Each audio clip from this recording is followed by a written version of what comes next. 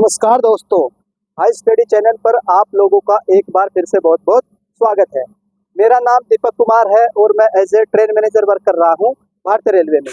Train manager बोल लो या फिर गुड्स गार्ड बोल लो, इसकी वैकेंसी आई हुई है। वैकेंसी कैसे भरी जाएगी? तो एनटीपीसी के माध्यम से आपकी वैकेंसी भरी जाएगी। एनटीपीसी क्या होता है? नॉन टेक्निकल पॉपुलर कैटेगरी, जिसके माध्यम से रेलवे में जो नॉन टेक्निकल की पोस्ट होती है जैसे कि goods train manager, station master, इनकी पोस्ट भरी जाती है।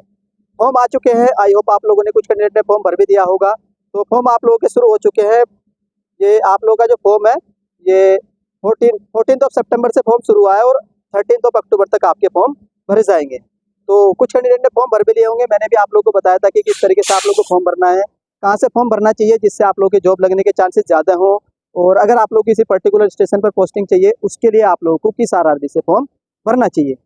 तो इस वीडियो में मैं आप लोगों को बताऊंगा कि किस आरआरबी से फॉर्म भरने पर आप लोगों की जॉब लोकेशन क्या होगी और डिवीजन कैसे अलॉटमेंट होता है और स्टेशन कैसे अलॉटमेंट होता है। तो चलिए बात कर लेते हैं। सबसे पहले आप लोगों को पता होना चाहिए जो हमारा भारतीय रेलवे है, जो इंडियन रेलवे है, वो किस तरीके से डिवाइडेड है। जब देश आज़ाद हुआ था 1952 में एक जोन बनाया गया था पूरे रेलवे को कवर करने के लिए। उस जोन का नाम है नॉर्थन रेलवे। तो नॉर्थन रेलवे बना था आप लोग का 1952 में, 1952 में। तो इस तरीके से ही सारे पूरे भारत को डिवाइड किया गया है जोन में। जैसे नॉर्थन रेलवे हो गया, नॉर्थ सेंट्रल रेलवे होगा जिसको एनसीआर बोलते हैं, वेस्टर्न रेलवे होगा डब्ल्यूआर होता है, ईस्टर्न रेलवे ईआर होता है, एसडब्ल्यूआर होता है। तो पूरे भारत में टोटल कितने जोन है? तो 19 जोन है। कितने जोन है? 19 जोन है। अभी लेटेस्ट 19वां बना था कोंकण रेलवे, जो आप लोगों का इधर पड़ता है गोवा के आसपास, गोवा बेंगलुरु कर्नाटका। तो उसी में जो आप लोगों का नैरो गेज वाली ट्रेन चलती है, मीटर गेज है शायद, तो नैरो गेज है, तो उसमें जो आप लोगों की ट्रेन चलती है उसको लेटेस्ट जोन का स्टेटस दिया गया था। टोटल 19 जोन है। अब जितने भी जोन होते हैं उनका एक पर्टिकुलर हेडक्वार्टर होता है। जैसे कि मान लीजिए नॉर्थन जोन है, तो नॉर्थन जोन का हेडक्वार्टर कहाँ है आप लोगों का? ये पड़ेगा आप लोगों का दिल्ली में। तो सबसे पहले आप लोगों को जोन पद समझ में आ गया, एक जोन का हेडक्वार्टर होता है। अब ये जोन किस तरीके से भरे जाते हैं तो ये डिपेंड करता है आरआरबी। तो मैं अब आप लोगों को आरआरबी बता देता हूँ। जैसे मान लीजिए अगर आप लोग आरआरबी प्रयागराज से फॉर्म भरते हैं तो आप लोगों को किस जोन में पोस्टिंग मिलेगी? ये मिलेगी एनसीआर में, नॉर्थ सेंट्रल रीजन, एनसीआर। और अगर आप लोग आरआरबी पटना से फॉर्म भरते हैं तो आप लोग को ईसीआर में मिलेगी, ईस्ट सेंट्रल रेलवे। और अगर आप लोग फॉर्म आरआरबी रांची से भरते हैं तो आप लोग को एसईआर में मिलेगी, साउथ ईस्टर्न रेलवे। ये मैं आपको जोन बताया, इनके अंदर डिवीजन होंगे वो भी बताऊंगा मैं। उसके बाद अगर आप लोग आरआरबी सिकंदराबाद से भरते हैं तो आप लोग को मिलेगी एससीआर, साउथ सेंट्रल रेलवे। और अगर आप लोग भरते हैं आरआरबी सिलीगुड़ी से तो आप लोग का एनएफआर मिलेगा, नॉर्थन फ्रंटल रेलवे मिलेगा। और अगर आप लोग जैसे आप लोग आरआरबी चेन्नई से भरते हैं तो आप लोग को कौन सा रीजन मिलेगा? एसआर मिलेगा, साउथ रीजन मिलेगा।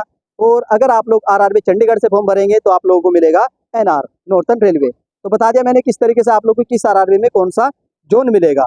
अब उसके बाद बताते हैं कि सर अगर हमें जोन तो मिल गया, तो जोन मिलने के बाद हमें पोस्टिंग कहाँ मिलेगी? तो वो भी आप लोग को बता देता हूँ कि जोन सबसे पहले जोन में डिवाइड हुआ, टोटल 19 जोन है।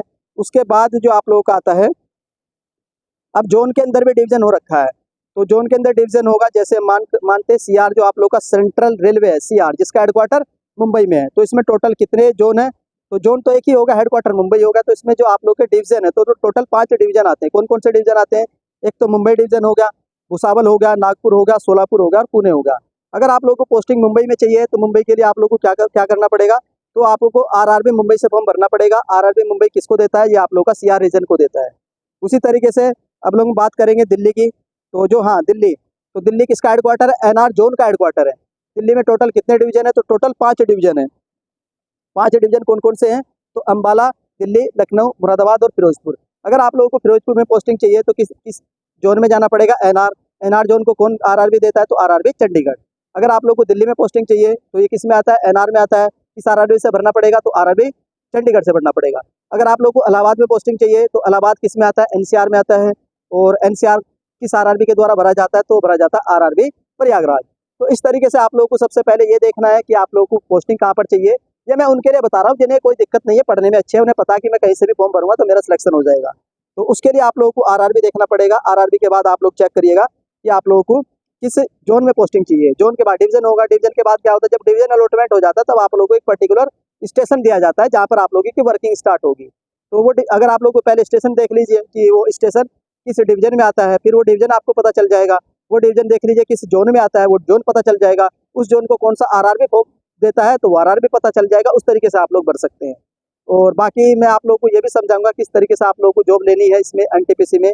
कट ऑफ किस आरआरबी की कम जाती है, कहाँ से फॉर्म भरना एक एवरेज कैंडिडेट के लिए सही रहेगा, कहाँ से फॉर्म भरना एक जो अच्छा कैंडिडेट है, जो पढ़ने में होशियार है, उसको भरने से कहाँ फायदा होगा, उसको अपनी लोकेशन पर जाने के लिए कैसे क्या करना होगा, वो मैं आप लोगों को समझाऊंगा। एक वीडियो आएगी जिसमें मैं आप लोगों को कट ऑफ की एनालिसिस बताऊंगा।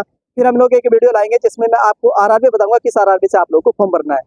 बहुत सारे डाउट आ रहे हैं कि सर जो सर्टिफिकेट है वो कैसे लगाने हैं, सेंटर वाले लगाने, कास्ट वाले लगाने, उसके ऊपर भी वीडियो करेंगे। फिर भी मैं आप लोगों को बता देता हूँ, जितने भी सर्टिफिकेट होते हैं वो नोटिफिकेशन में लास्ट में दे रखे हैं, तो वही आप लोग लगाइएगा, कोई भी स्टेट का नहीं लगाइएगा। तो वो सर्टिफिकेट है, फॉर्म में कोई गलती होगी तो बाद में ठीक हो जाएगी। तो जो भी अगर आप लोग का डाउट है तो आप लोग कमेंट सेक्शन में पूछ लीजिएगा, वो डाउट मैं आप लोग कमेंट सेक्शन में क्लियर कर दूंगा।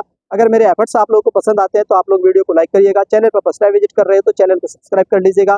किसी पर्टिकुलर टॉपिक्स पर अगर आप लोग को वीडियो चाहिए कि सर मुझे स्टेशन मास्टर की सैलरी जाननी है, मुझे सीनियर क्लर्क की सैलरी जाननी है, गुड्स गार्ड की सैलरी जाननी है, इनकी वर्क प्रोफाइल जाननी है, इनका काम जानना है, किसमें छुट्टी ज़्यादा मिलती है, किसमें रेस्ट ज़्यादा मिलता है, किसी भी तरह की अगर आप लोग की कोई भी समस्या है तो आप लोग कमेंट करके पूछिएगा।